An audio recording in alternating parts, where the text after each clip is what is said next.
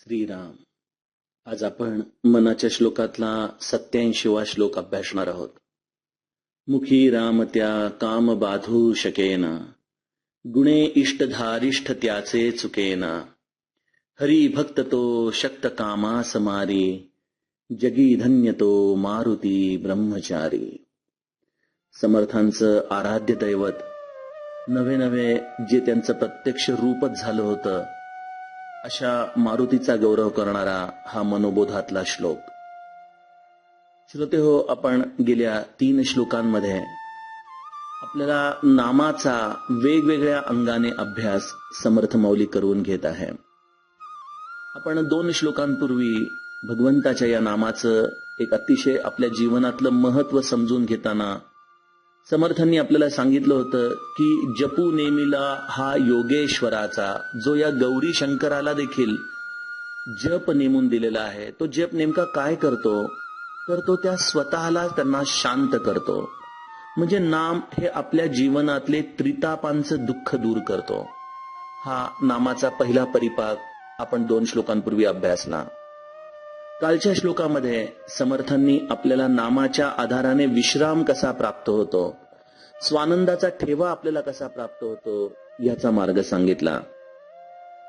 आज समर्थ एका आपल्या जीवनाच्या मूलभूत गरजेच्या काम या विषयाशी, मनुष्याच्या जीवनात असलेल्या कामना, त्याच्या वासना याच्याविषयी भगवंताचं नाम त्याच्या आयुष्यामध्ये नेमकं काय करतं, याचं प्रत्यंतर मारुतीरायाच्या चरित्राच्या आधारे या श्लोकातून समजावून सांगत आहेत. समर्थांच्या श्लोकाचा सरळ अर्थ असा आहे, श्रोते हो, की ज्याने आपल्या आयुष्यामध्ये अखंड वैखरीद्वारे भगवंताच्या नामाचं स्मरण केलेलं आहे, अशा जीवाला काम कधीच धरू शकत नाही. त्याच्या जीवनामध्ये या भगवंताच्या नामाचा निधिध्यास हा एकमेव गुण या कामाचा विकार समूळ आपल्या जीवनातून उच्चाटन करण्यासाठी समर्थ ठरतो. आणि खरोखर तोच हा हरिभक्त, जो या अत्यंत शक्त अशा कामाला, जो या सर्व षड्विकारांचा मूळ बिंदू आहे, अशा कामाला मारू शकतो. आणि असा ज्या कामाला आपल्या जीवनातून ज्यांनी संपूर्णपणे उच्चाटन करून टाकलेलं आहे, असा मारुती, तोच खरा ब्रह्मचारी, समर्थांचा आराध्य अशा मारुतीरायाचं स्मरण समर्थ या श्लोकातून करत आहेत. श्रोते हो, आपण या ज्या कामविकाराबद्दल, मनुष्याच्या जीवनातल्या कामनांच्या बद्दल अभ्यास करणार आहोत, त्यातील बराचसा अंश समर्थांनी आपल्याला मागच्या श्लोकात सांगितलेला आहे. मनुष्याच्या जीवनामध्ये असलेल्या वासना देहापोटी याला नवीन जन्म, हा मनुष्याचा जन्म मिळालेला आहे. आपण सर्वजण या मागच्या वासनांची तृप्ती करण्यासाठी म्हणून या जीवनामध्ये आलेलो आहोत. परंतु आपण बघतो की कर्माच्या या आटाआटीमध्ये मनुष्य आणखीन वासनांचा संचयच आपल्या जीवनामध्ये करत असतो. आणि यातून, या कर्मांमधून आलेली वासना आणि या वासनेपोटी आलेला जन्म, हेच मनुष्याचं जन्म मृत्यूचं एक प्रकारे चालू असलेल्या सर्कस प्रकाराचं उदाहरण आहे. मग यातून मार्ग काय, कसं बाहेर पडावं यातून? समर्थ यातून मार्ग सांगतायत की मुखी राम त्या काम बाधू शकेना. आपल्याला असं वाटेल की अरे, भगवंताच्या नामाने जर मी अखंड त्याचं स्मरण ठेवलं, जर त्याचं मी सतत वैखरी वाटे त्याचं चिंतन केलं, त्याचं उच्चारण केलं, तर माझ्या जीवनामध्ये काम हा कशा पद्धतीने दूर होऊ शकेल? कित्येकदा तत्वापेक्षा त्याची उदाहरणच अत्यंत महत्वाची ठरतात. आपण नाम हे भगवंताचं रूप आहे हे जाणतोच. ज्या भगवंताने, ज्या प्रभू रामचंद्राने आपल्या सीतेचं, आपल्या प्रियतमेचं अपहरण झाल्यानंतर त्या वनामध्ये वृक्षविलींना मिठी मारायला सुरुवात केली, तिथे असणाऱ्या हरणांना, तिथे असणाऱ्या फुलांना, सर्वांना तो आपल्या पत्नीबद्दल, सीतेबद्दल विचारणा करू लागला. अत्यंत मनुष्यलीला करताना डोळ्यातून येणारे अश्रू, हे सगळं महादेवाची प्रथम पत्नी दक्षकन्या सती बघत होती. आणि तिच्या मनामध्ये संभ्रम निर्माण झाला की अरे, हा प्रत्यक्ष परमात्मा, ज्याचं स्मरण माझा पती करत असतो, आणि हा तर एका सामान्य माणसाप्रमाणे आपल्या पत्नीच्या विरहात रडतोय, या वृक्षवल्लींना मिठी मारतोय. तिच्या मनामध्ये अपार संदेह निर्माण झाला आणि तिने महादेवाची आज्ञा घेऊन प्रभूंची परीक्षा बघण्याचं ठरवलं. भगवंत नेहमी आपल्या अत्यंत आवडत्या, ज्याची आपल्याला खरंच खूप गरज लागलेली आहे, अशा गोष्टींच्या आधारानेच नेहमी आपली परीक्षा बघत असतो. आणि त्याच न्यायाने सतीने देखील प्रभू रामचंद्रांची परीक्षा घेण्याचं ठरवलं. ती प्रभूंच्या समोर गेलेली आहे, ज्याची प्रभूंना सर्वात जास्त तिच्या दृष्टीने गरज वाटते, ती म्हणजे आपली प्रियतम पत्नी सीता. सतीने सीतेचा वेश धारण केलेला आहे आणि प्रभू ज्या मार्गाने दुःख आपलं व्यक्त करत वनातून चाललेले आहेत, त्याच्या समोरच्या दिशेनेच प्रभूंना सामोरी ही दक्षकन्या सती सीतेच्या रूपामध्ये प्रभूंच्या समोर आलेली आहे. प्रभूंनी तिला बघितलं आणि अगदी आपल्या चेहऱ्यावरचं स्मितहास्य तसंच ठेवत, आपल्या गुडघ्यावरती खाली बसत नमस्कार करत तिला म्हणतायत की हे भवानी माते, तू एकटीच या वनामध्ये कशी विचरण करतीये? तुझं स्थान तर महादेवाच्या जवळ हवं. लक्ष्मण हे सगळं बघतोय. तो जेव्हा सीतेच्या रूपामध्ये सती येते तेव्हा तो भ्रमित होतो, पण राम मात्र सतीचं स्वरूप खऱ्या अर्थाने ओळखतो आणि तिला तो आपल्या महादेवाकडे परत जाण्यासाठी सांगतो. जिथं प्रत्यक्ष भगवंत, ज्याच्या नामाचा उच्चार आपण करतो, तो भगवंतच हा संपूर्ण निष्काम आहे, जो कामना विरहित आहे, जो कुठल्याही प्रकारच्या आसक्तीमध्ये नाही, अशा भगवंताचा प्राण असलेलं हे नाम ज्याच्या मुखामध्ये आहे, तो देखील बरं कसा कामाशी बांधला जाऊ शकेल? श्रोते, मग कधी कधी काही कथाकार फार सुंदर सांगतात की मग राम कोणाला मिठी मारत होता? मग या वृक्षवल्लींना का तो जाऊन एक प्रकारे आपल्या जीवनामध्ये सगळ्या प्रकारची दुःख सांगत होता? काय कारण असेल? तर एखादे कथाकार सांगून जातात की तो त्याच वृक्षांना जाऊन मिठी मारत होता, तो त्याच दगडांना जाऊन भेटत होता, ज्या ठिकाणी अनेक ऋषी मुनी राम नामाचं स्मरण करत करत ज्यांनी आपला देह ठेवला, त्यांना वाट होती रामाच्या सगुण अवस्थेत येण्याची, पण रामाला सगुण रूपामध्ये बघण्याचं भाग्य त्यांच्या नशिबी नव्हतं. अशा प्रत्येक झाडाला राम जाऊन भेटत होता आणि सांगत होता, मी आलोय, मी आलोय. प्रत्येकाचा भाव हा वेगवेगळा असू शकतो, पण भगवंत हा जो स्वतःच निष्काम आहे, त्या भगवंताचं जो नाम घेतो तो देखील त्या कामनांच्या पलीकडे जातो. भगवान महादेव हे प्रभूंचं नाम अखंड स्मरण करायचे आणि या भगवान महादेवांना देखील जेव्हा समाधीमधून बाहेर काढून पार्वतीशी विवाह करावा, या स्वार्थी भावनेंनी देवांनी, इंद्रानी कामदेवाला महादेवावरती स्वारी करायला सांगितलं. आपण 3-4 श्लोकांपूर्वी बघितलंच की त्या कामालाच महादेवांनी जाळून टाकलं. कुठून आली ही शक्ती? भगवंताच्या नामाने ही शक्ती त्यांच्या जीवनात आली. त्यांनी प्रत्यक्ष कामालाच अनंग करून टाकलं, त्याला विदेही करून टाकलं. असं महादेवांनी भगवंताच्या स्मरणाने, केवळ त्याच्या नामाने ही शक्ती प्राप्त करून घेतली. तोच महादेव, तोच रुद्र महारुद्र झाला, तो हनुमंत झाला, तो रामाच्या कार्यासाठी आला आणि या रामाच्या कार्यामध्ये ब्रह्मचारी व्रत धारण करून संपूर्ण आपल्या जीवनातल्या कामनाच नाहीशा करून केवळ रामाच्या सेवेपोटी जो रुद्राचा महारुद्र झालेला आहे, असा हनुमंत, हा हनुमंत देखील जेव्हा लंकेकडे उड्डाण करतो तेव्हा समुद्रामध्ये त्याला अनेक प्रकारच्या परीक्षांना सामोरं जावं लागतं. त्यामध्ये अत्यंत प्रसिद्ध अशा परीक्षा म्हणजे एक ही त्याला भेटलेली निशिचरी, दुसरी त्याला भेटलेली जी सर्पिण होती सुरसा, आणि तिसरी ती लंकेच्या द्वारावर भेटलेली लंकिनी राक्षस. भगवंत देखील परीक्षा बघतो, पण ब्रह्मचारी हनुमंताची परीक्षा 3 राक्षसिणींनी बघितलेली आहे. हे देखील एक अद्भुत असं योगायोगाचंच रसायन की एका ब्रह्मचारी साधकाची, मारुतीची परीक्षा बघितलेली आहे लंकेकडे जाताना त्या 3 राक्षसिणींनी, आणि या 3ही राक्षसिणींना हनुमंतांनी योग्य ती शिक्षा देत लंकेमध्ये प्रवेश केलेला आहे.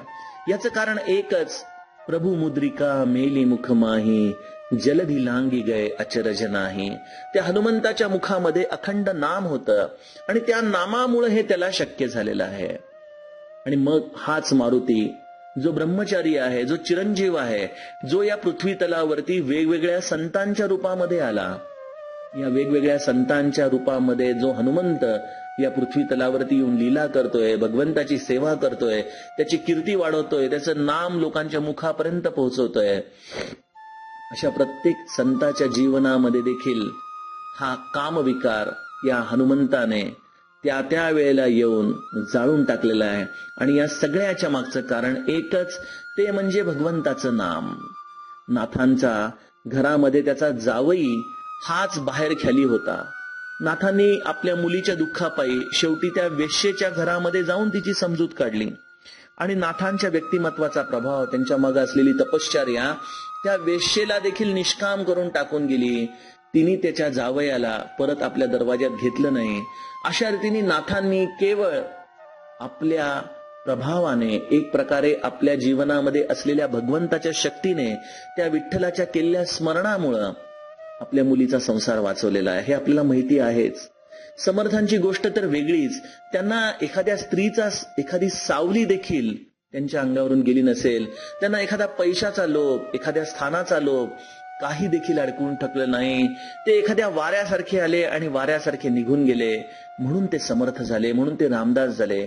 तुकाराम महाराजांच्या घरामध्ये देखील एका वेश्येला बाहेर बसून ठेवलं होतं आणि तिला देखील आई समान मानून तुकाराम महाराजांनी तिची परतावणी केली होती. आणि अगदी 19व्या शतकामध्ये स्वामी विवेकानंद जेव्हा अमेरिकेला गेले होते, तेव्हा एक अमेरिकन स्त्री त्यांच्यासाठी विवाहासाठी अत्यंत आतुर होती. आणि जेव्हा विवेकानंद कुठल्याच पद्धतीने तिला तयारी दाखवेनात, तेव्हा एक दिवशी तिने अगदी त्यांच्याशी लगट करण्याचा प्रयत्न केला. यावरती विवेकानंद म्हणाले की आपल्याला नक्की काय पाहिजे? ते म्हणाले की मला तुमच्यासारखा मुलगा तुमच्याकडून पाहिजे. या क्षणी विवेकानंद खाली बसून हात जोडून तिला म्हणतायत की हे माते, आजपासून मी तुझा मुलगा आणि तू माझी आई. हरी भक्त तो शक्त कामासी मारी. भगवंताच्या नामाची ताकदच या प्रत्येक संताला, या प्रत्येक त्रेतायुगातल्या दैवती अवतारांना काम विकाराला मारण्यासाठी प्रवृत्त करणारी शक्ती ठरलेलं आहे. शेवटी मूळ प्रश्न असा आहे की आज जेव्हा कलियुगामध्ये आम्ही साधक मंडळी नामस्मरण करतो, तेव्हा एका बाजूला नाम साधन चालू आहे, एका बाजूला मनुष्याचं व्यवस्थित सर्व काही देवपूजा, अर्चा, भक्ती हे सर्व काही चालू आहे. पण दुसरीकडं व्यभिचार करण्याची वृत्ती, कामवासना भोगण्याची वृत्ती ही देखील त्याच्या अंतःकरणामध्ये सतत जागृत आहे. अशा एखाद्या विचित्र प्रसंगामध्ये हे नामच त्याला सावरतं, यात काही शंकाच नाही. पण मनुष्य आज या परमार्थामध्ये असताना देखील किती सहजपणे या सगळ्या विकारांमध्ये ओढलं जातो, याचं जेव्हा मी विश्लेषण करायचा प्रयत्न करतो की नेमकं हे नाम कुठं गेलं, की ज्या नामाने त्रेतायुगामध्ये, आजच्याही काळामध्ये अनेक संतांना या कामविकारापासून वाचवलं, तेच नाम नेमकं साधकाच्या जीवनामध्ये कुठं हरवून जातं. तर याचं सरळ उत्तर असं आहे की या प्रत्येक संतांनी या नामामध्ये, त्याच्या स्मरणामध्ये त्या भगवंताच्या अस्तित्वाची जाणीव ठेवली. तो मला बघतोय, तो आहे, हीच ती जिवंतपणाची जाणीव त्यांच्या नामामध्ये होती. आणि त्यामुळे त्यांचं प्रत्येक नाम त्या भगवंताची सोबत, त्या भगवंताची साथ त्यांना देत होतं. आणि कदाचित आज माझ्या नामामध्ये थोडासा यांत्रिकपणा आलाय का? आज माझ्या नामामध्ये ज्याचं स्मरण व्हायला पाहिजे त्याचं स्मरण न होता केवळ संख्येचं स्मरण राहिलंय का? काही हरकत नाही. अशा रीतीने जरी आपण नामस्मरण करत राहिलो तरी जीवनामध्ये एक टप्पा असा येतो की तिथं हे नाम अभावाविना देखील आपल्या अंतःकरणामध्ये हळूहळू भाव निर्माण करू लागतं. आणि ही भावना म्हणजे त्या भगवंताच्या अस्तित्वाची जाणीव. आणि हे भगवंताची अस्तित्वाची जाणीव ही साधी सोपी गोष्ट नाही बरं. आजच्या काळामध्ये जसं राजकारण्यांना Z+ सिक्युरिटी असते ना, तसं ज्या क्षणी तुमच्या जीवनामध्ये भगवंताच्या अस्तित्वाची जाणीव तुम्हाला सतत जिवंत ठेवता येईल, मग ती नामसाधनेच्या अनुषंगाने असेल, अनुसंधानाच्या अनुषंगाने असेल, तुमच्या जीवनाच्या प्रवृत्तीच्या आधाराने असेल. पण भगवंत हा माझा सांगाती आहे, तो सदैव माझ्या बरोबर आहे, ही जाणीव जर आपण जिवंत ठेवली तर त्या साधकाला देखील या मोठ्या मोठ्या राजकारण्यांसारखी या षडविकारांपासून नाम Z+ सिक्युरिटी देतं. त्याच्या जीवनामध्ये तो कामाला प्रवेशच देत नाही. आणि कामाचा विकार हा सगळ्यात मूळ विकार, अत्यंत चिवट विकार आहे जीवाचा. का बरं चिवट विकार आहे? कारण की जेव्हा आपण एखादं फॅमिली ट्री म्हणतो किंवा एखादी वंशावळ म्हणतो, तेव्हा या षडविकारांमधला सगळ्यात आजोबा हा काम आहे. मनुष्याच्या पहिल्या दिवसाच्या क्षणापासून जो त्याच्या जीवनामध्ये आहे आणि जो बारशाबरोबर राहता राहता मनुष्याचं 12वं केलं तरी त्याला सोडत नाही, ती म्हणजे हा कामविकार आहे. या कामविकाराची प्राप्ती नाही झाली की क्रोध येतो, या कामविकाराची प्राप्ती झाली तर मद येतो, हा कामविकाराची प्राप्ती दुसऱ्याला मिळाली तर मत्सर येतो. या सगळ्या गोष्टीच्या मध्ये हा काम हा प्रमुख आहे. आणि त्यामुळे समर्थ म्हणतात की हरिभक्त तो शक्त कामासी मारी. खरा हरिभक्त तोच जो या शक्तिशाली अशा कामाला मारू शकतो. आणि त्यामुळं या भगवंताच्या नामाचं स्मरण, त्यामध्ये त्याच्या अस्तित्वाची जाणीव, हाच या कामाला आपल्या जीवनातून समूळ उच्चाटन करून टाकण्याचा राजमार्ग आहे. आणि हा एकमेव गुण आपल्या जीवनामध्ये ते धारिष्ट, त्या कामविकाराला जाळून टाकण्याचं धारिष्ट्य आपल्याला मिळवून देऊ शकतो. आणि त्यासाठी श्रोते हो, त्या मारुती ब्रह्मचारीचे पाय धरावेत. तो मारुती आज ज्या सद्गुरूच्या रूपाने आपल्या जीवनामध्ये आलाय, त्याला अनन्य भावाने शरण जावं. मी असा आहे बाबा, तुझ्या पायाशी आलोय, मला सांभाळ, असं म्हणून त्याला अनन्य भावाने शरण जाऊन त्यांनी दिलेल्या साधनेच्या मार्गावर आपण शरणागतासारखं पडून राहावं. पाप मार्गाकडे स्वतः वळू नये. आणि लोकांनी ज्या पद्धतीने हे कलियुग जास्तीत जास्त गढूळ करण्याचा प्रयत्न चालवलाय, त्या दिशेने आपण चालू नये. आपल्याला ज्या भगवंताच्या नामाचा मार्ग दिलाय, त्यात त्याच्या अस्तित्वाची जाणीव ठेवली की हे कलियुग जसं आहे तसं न राहता आपल्यासाठी रामयुग होऊन जातं, आपल्या अंतःकरणासाठी प्रेमयुग होऊन जातं. आणि आपलं जीवन या सर्व षड्विकारांपासून अत्यंत दूर होऊन प्रसन्नवत अत्यंत सुंदर असं एक भगवंताच्या चरणी पडणारं फूल होऊन जातं. जानकी जीवन स्मरण जय जय राम.